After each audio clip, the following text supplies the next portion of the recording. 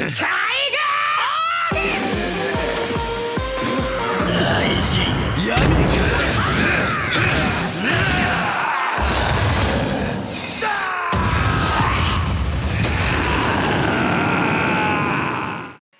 warahmatullahi wabarakatuh. Salam sejahtera, salam damai semuanya. Selamat datang kembali di The One and Only AQ Media. Sebelumnya, biar kalian gak ketinggalan seputar kita-kita, kalian bisa banget melipir ke akun Instagramnya Om Hige di @tresnayusa. Terus ada akun Instagramnya AQ Media di @AQmedia, dan akun Instagramnya Om Herdi di @herdianiadi. Kali ini Om Hige di outdoor ya, jadi mohon maaf apabila soundnya berbeda dan agak sedikit noise. Jadi ya Om Hige minta maaf sekarang aja ya. Oke, tapi ya konten ini harus muncul. Oke? Mengomentari Don Brothers episode ke-20, kembali episode ringan yang penuh dengan canda tawa gitu, hahaha, namun tetap memberikan banyak kita tanda tanya tentang karakteristik yang dibahas di Don Brothers ini. Pertama-tama kisah dimulai dengan Momotani Jiro.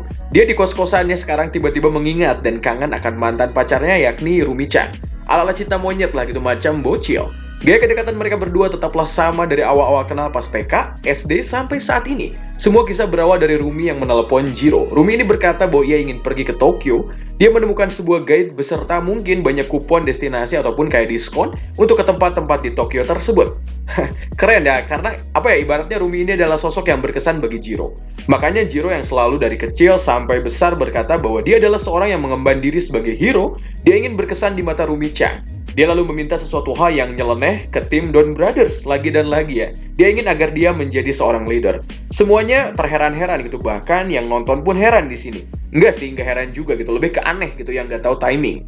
Momoi Taro yang tidak bisa berbohong mengiyahkan aja dan membuat dirinya sendiri keluar sementara dari Don Brothers. Taro tidak bisa berbohong dalam skenario tersebut.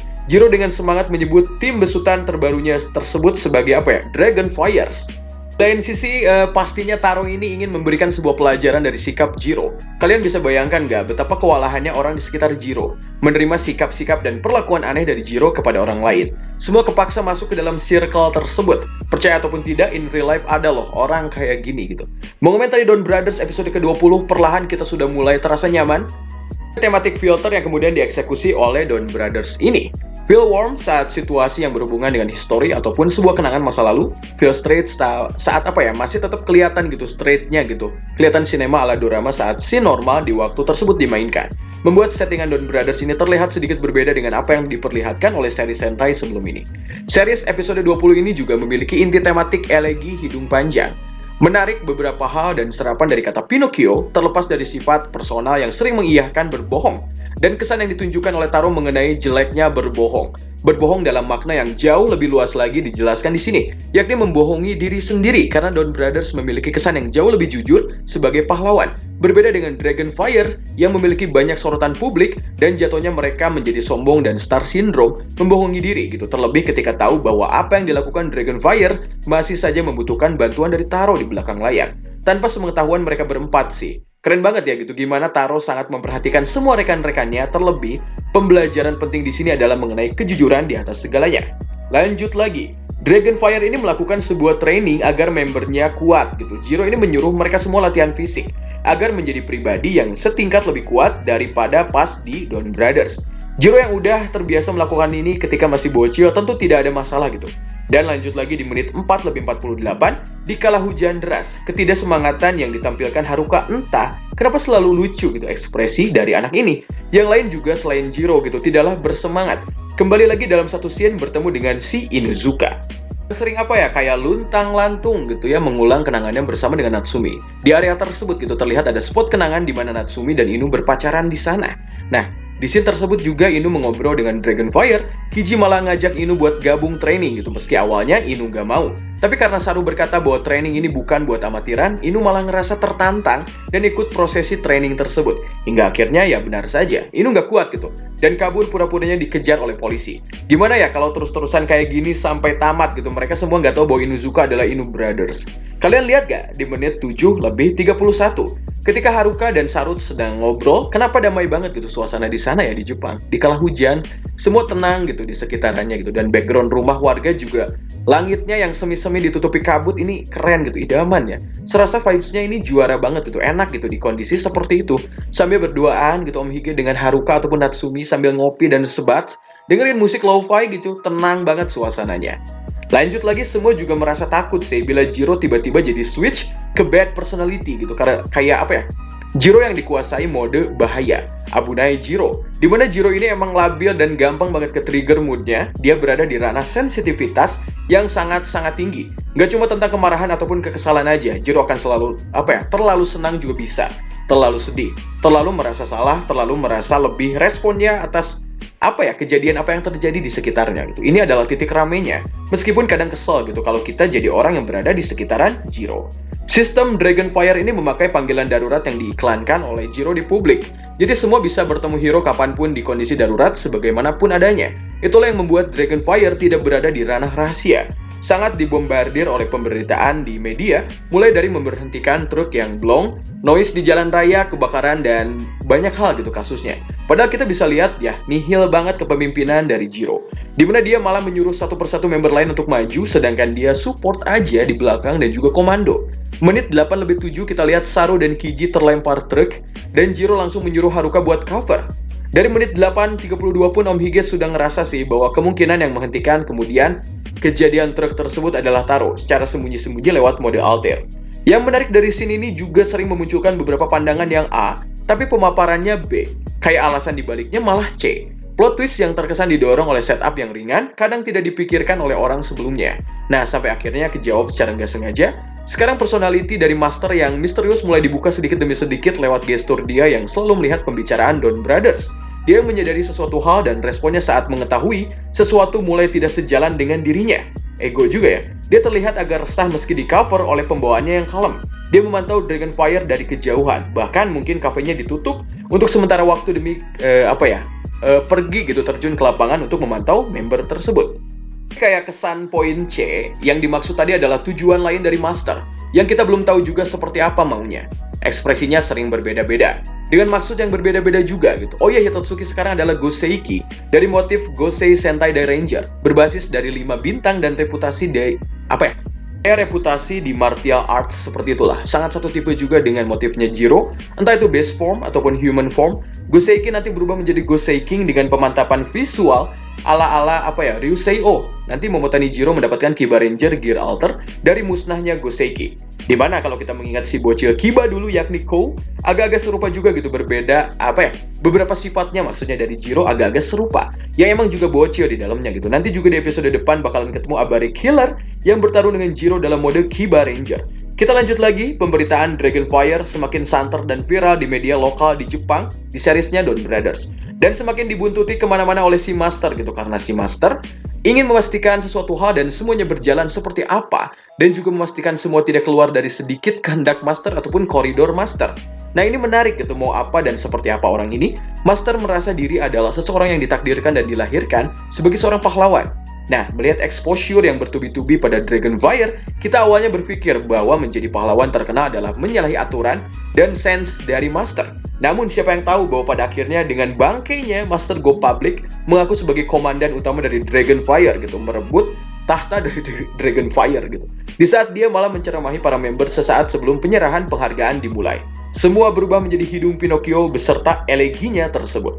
Di lain sisi, Noto mulai merasa bingung dan menganggap Murasame sebagai salah satu ancaman yang malah mengganggu semua kedamaian dan misi mereka di bumi.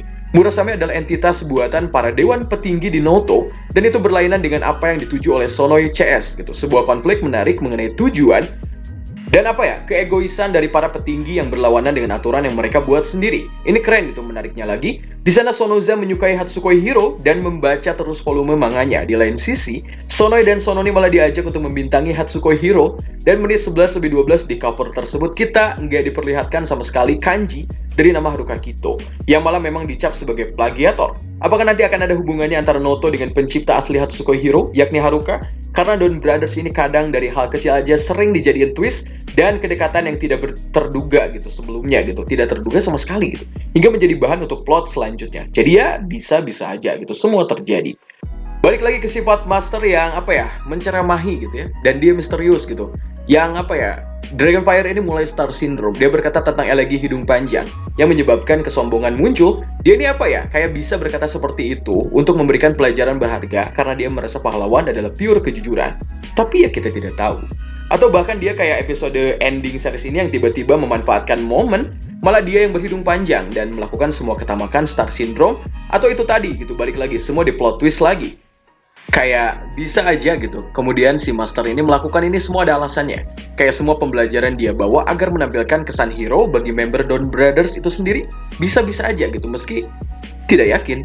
Dengan laser seperti lightsaber, ya lanjut lagi Master Zenkai Black membantu Taro dalam melawan Goseki, hingga berhasil menghalau Hitotsuki tersebut. Di sana Master berkata tentang kepahlawanan dan dirinya yang bekerja, dilahirkan terus hidup sebagai seorang pahlawan, hanya pahlawan. Membuat Taro tersenyum gitu. Seperti ada apa-apanya nih di balik Master gitu ya. Yaitu tadi alasannya bisa berbagai macam dan berubah-ubah. Ya base-nya ini sekilas kayak mirip Jiro juga gitu. Yang apa-apa pahlawan. Dia ingin dilihat sebagai sosok hero. Bedanya Master hanyalah seseorang yang dibuild versi kalem aja, dan lebih taktis, lebih dewasa juga dari segi eksekusi. Makanya dia kayak sebagai pahlawan, jadi ya pasti cafe itu kesampingan yang nomor sekian pokoknya. Poin yang bisa blast banget adalah ketika keempat Dragonfire, hidungnya memanjang saat menuju konferensi mereka sendiri. Dan Master di sana datang sembari bilang, nah, kan sifat kalian yang asli ketahuan kan?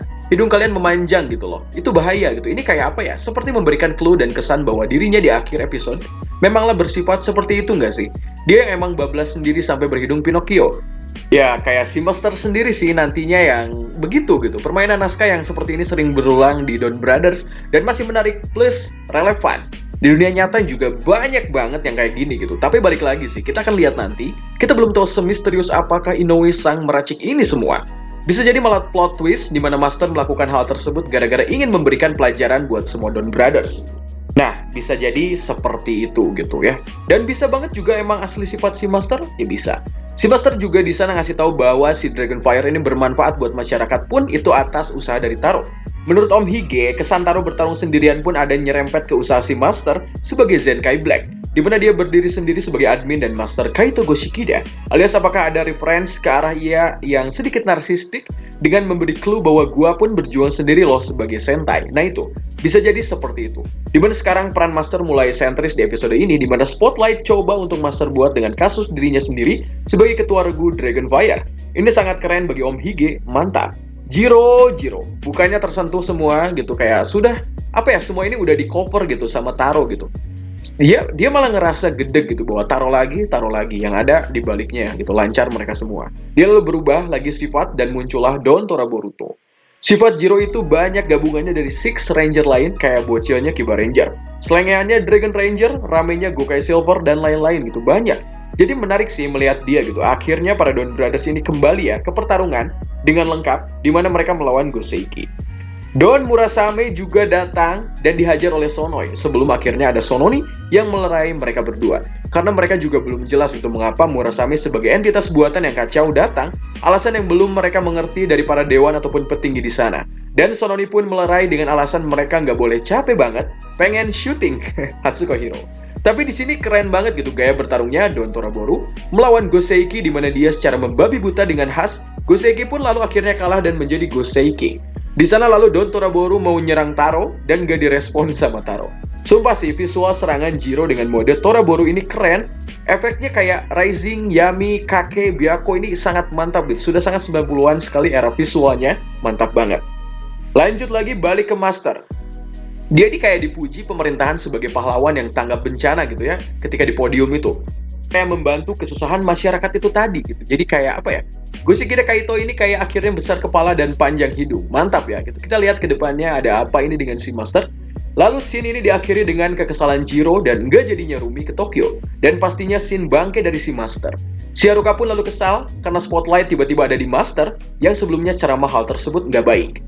Kita akan lihat nanti apakah peran Zenkai Black akan jadi pahlawan masyarakat umum yang membantu dan tidak terfokus ke Hitotsuki aja. Ini akan menjadi sangat keren. Pokoknya I love Haruka, dia selalu lucu dan imut dalam kondisi apapun gitu. Si sayang Miho-chan gitu nggak ada mulu karena lagi liburan terus-menerus. Nah, begitu sih. Apa ya, episode depan ini bakalan ada Abare Killer, mantap ya.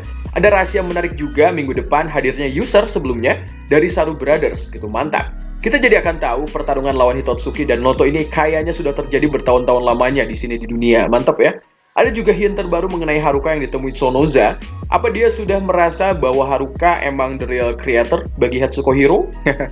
si Sonoza ini apakah sudah berpikir seperti itu gitu. Oke, pokoknya begitulah pokoknya ya. Sorry banget kalau soundnya agak noise gitu. Terima kasih pokoknya telah menonton. Wassalamualaikum warahmatullahi wabarakatuh.